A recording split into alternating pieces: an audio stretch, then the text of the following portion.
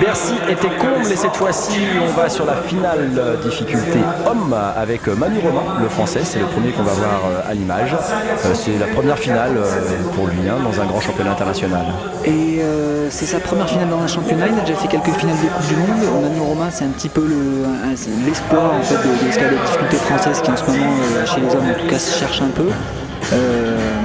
Donc c'est une bonne surprise de le retrouver là. Il s'est qualifié en finale d'un grand championnat, il n'a rien à perdre et là on voit qu'il est un peu très relâché, il avance, il est déterminé. Je pense qu'il aborde bien cette compétition. En tout cas, on l'a vu au début de la grimpe, il avait l'air en totale confiance. On voyait, c'est vrai qu'on sent quand même au départ où on se présente au pied du mur, il y a des gens qui sont plus ou moins confiants. C'est clair. Ça dépend de qui peut-être est passé avant soi. Ouais, alors là, donc lui, c'est le premier à passer, donc bon, il n'a rien à perdre et je crois qu'il l'a pris comme ça parce qu'après il aurait pu être tétanisé par l'enjeu, mais il y va. Et c'est quelqu'un sur un championnat qui peut faire une surprise comme ça, qui peut faire un podium, pourquoi pas quoi. Ouais, il a vraiment très très relâché. Oui, c'est ça, il semble pas du tout tendu. Il semble pas forcément facile dans l'esprit, mais il semble pas tendu. Il a des gestes propres, nets, on sent. Il a en confiance en tout cas mentalement. Oui, effectivement. Il a bien observé, il a pris des options, il les tient et là on voit, il regarde un petit peu, il se relâche, mais il attend jamais trop, il avance. Et dans ce genre de voie, je crois que c'est la bonne option pour lui. Ouais, puis l'erreur d'observation, c'est aussi souvent un peu fatal. On découvre une prise, on s'attendait pas à ça. Et là, l'option qu'on a choisie n'est pas la bonne et on sort plus. Donc là, on voit, ces stalactites, c'est jamais facile à négocier parce qu'on ne sait jamais dans quel sens il faut tourner autour. Mais ça ne lui pose pas de problème. Non, vraiment, c'était impressionnant. Cette image était furtive, mais assez impressionnante. Et on sent que le public est derrière lui, évidemment. Ça tient en France, ça tient à Bercy, avec Manu Romain. Donc forcément, il est vivement encouragé. Est-ce que c'est pas perturbant, ça aussi d'habitude, dans les salles de bloc, on est applaudi par ses camarades, bien entendu. Mais là, quand même, c'est en public. Est-ce que ça déstabilise pas un peu? Je crois que au contraire, est-ce que ça galvanise pas un peu? Le gars qui se retrouve en finale, s'il est déstabilisé par ça, il a rien à faire là. Manu, je pense qu'il est dans son truc. À la limite, il peut pas entendre un bruit de fond qui va le pousser, mais pas plus. Et là, il est parfaitement rythmé, c'est juste un petit peu reposé, il repart. Et je me demande si la voie est pas trop facile, mais elle n'est pas si facile que ça. Pourtant, ça semblait comme ça de prime abord, mais ce n'était pas aussi facile que ça. En tout cas, on peut dire, quoi qu'il en soit, que Manu Romain a réalisé une très belle prestation. Il était quand même très très haut dans la voie. C'est une grosse perf et je pense que là, quoi qu'il en vienne, il a réussi ses championnats et on va le revoir derrière. Le suivant est espagnol avec un prénom basque, Patxi Usobiaga, vice-champion du monde sur plusieurs années, en 2003, 2005 et 2007, vainqueur de la Coupe du Monde sur la saison 2006-2007. Lui, il est aussi fort finalement en site naturel qu'en compétition. Il est basque, il a dominé la Coupe du Monde de ces 2 dernières années, il est toujours à la recherche d'une première victoire en championnat. Oui, Patxi, c'est celui qui est peut-être considéré comme le meilleur grimpeur du monde. Donc il a à la fois, vous l'avez dit, fort en site naturel, il est très fort en compétition. En compétition, il a un peu le même problème que Mayer Vinard dont on parlait tout à l'heure, c'est-à-dire qu'il mentalement, il est des fois un petit peu limite sur les championnats. Il a fait 3 fois de suite quand même 2e au championnat du monde, donc on va pas dire que c'est le plus dur d'escalade, mais pas très loin. Là sur Paris, il est à la recherche de son premier titre. Qui détermine, moi j'avais une question comme ça, c'est qui détermine le placement des prises, la voie, etc. Qui choisit ça? Parce que évidemment eux ils le découvrent au dernier moment, mais il y a derrière quand même un pool de grimpeurs qui nous disent alors là on va faire une petite vacherie comme ci comme ça, on va faire ça comme ci comme ça.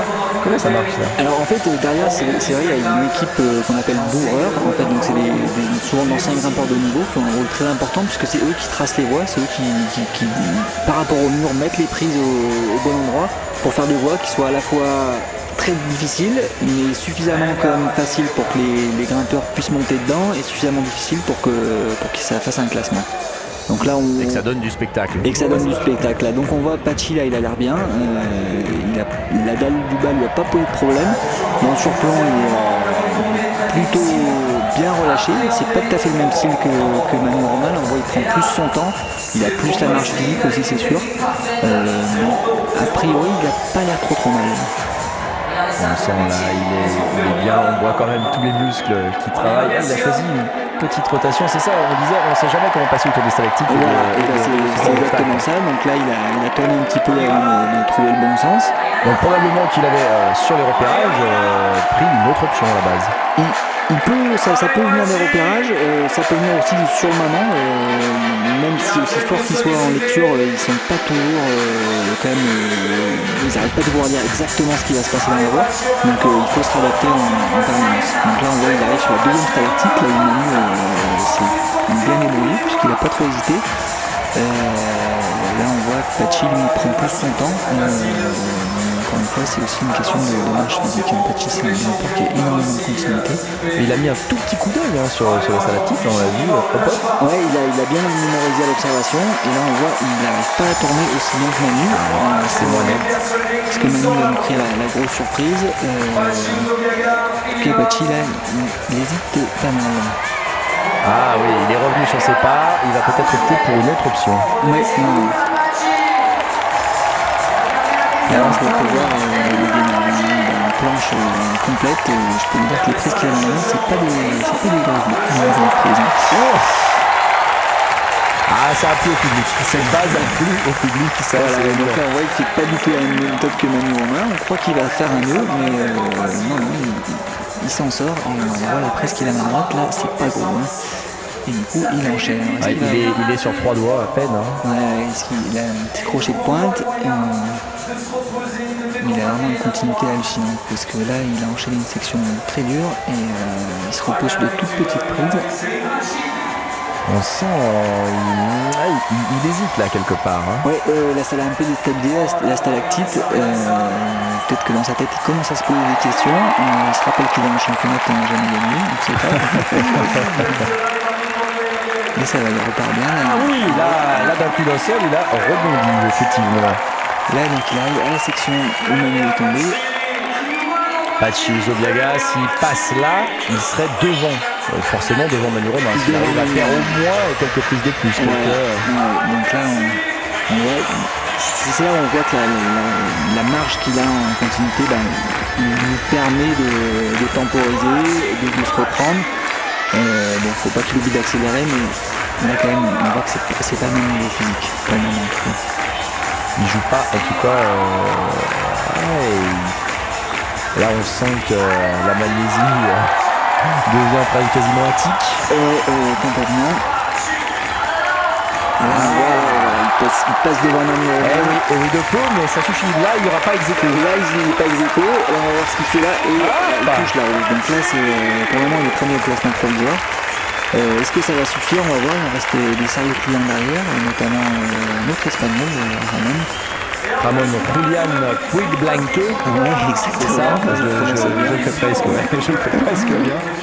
En tout cas, c'est vrai que chez les hommes, les écoles sont finalement pas les mêmes, en tout cas en difficulté, que chez les filles. Ouais, complètement. Chez les hommes, c'est vraiment les Espagnols qui dominent. Alors là, on voit Ramon, c'est intéressant. Hein, Ramon, c'est le champion du monde en titre. C'est un grimpeur qui est tout petit, Ramon. Il mesure 1m58. Donc c'est pas un jeune non plus là, il a 26 ans quand même. Alors est-ce que justement l'expérience c'est pas un avantage là sur ce genre de voie un petit peu difficile? Ça dépend, technique. On a vu Manu qui n'hésitait pas, qui a beaucoup moins d'expérience que ses grimpeurs qui n'hésitaient pas. Je crois que c'est comme on disait, c'est une question de mental, c'est une question d'état d'esprit. Là on voit Ramon physiquement, comme il est tout petit, il a très peu de poids à suspendre sur les prises et du coup physiquement il est largement au-dessus des autres. Il n'y a pas de place pour la surcharge pondérale, c'est ce que je voulais dire par là. Ramon s'est bourrelé, il ne doit pas être tout bien. Il est champion du monde en 2007, champion d'Europe en 2004. On l'appelle le grimpeur de poche. 1m58, c'est vraiment tout petit. Et on voit qu'il est. Il est en difficulté et il va lâcher. L'erreur, donc c'est Pachi qui gagne. Je crois que Ramon était quand même un peu trop sur de lui. Là, il a fait une petite erreur de gainage et impossible à rattraper, même pour lui. Donc, Ramon qui va finir 5ème, c'est Pachi Usobiaga qui va terminer 1er. Et puis le français Manu Romain va terminer lui 3ème. Et ça, quand même, c'est pas non plus une contre-performance. On va retrouver l'interview de Pachi Usobiaga, l'espagnol. Estoy muy contento, era el objetivo del año y la verdad es que a veces Puede pasar, otras veces no, y esta vez ha pasado, he ganado y la verdad es que estoy muy contento de haber ganado el Campeonato de Europa. Et on peut comprendre parce qu'il y avait du beau monde dans ces championnats d'Europe, avec donc Manu Romain, le Français qui finit 3e. Et là encore, c'est loin d'être une contre-performance. Ah non, Manu, c'est une super perf pour lui. Hein. Je crois que c'est son meilleur résultat chez les seniors. Là. Un podium au championnat d'Europe. Bon, il a 20 ans, il a toute la merde dans lui. Et vraiment, ce qu'il a fait là, c'est très fort. C'était une voie qui pas évidente du tout. Et ils sont plutôt bien sortis. Et puis on n'a pas vu le Tchèque Thomas Mrazek parce que il a peut-être pas sorti. Non, Thomas Mrazek qui tombe juste au-dessus de Manu Romain. On voit que Manu Romain finalement il passe à une prise de la victoire, donc ça aurait été une surprise énorme. En tout cas ça va le mettre en confiance parce que ça s'est joué en tout cas vraiment à pas grand chose.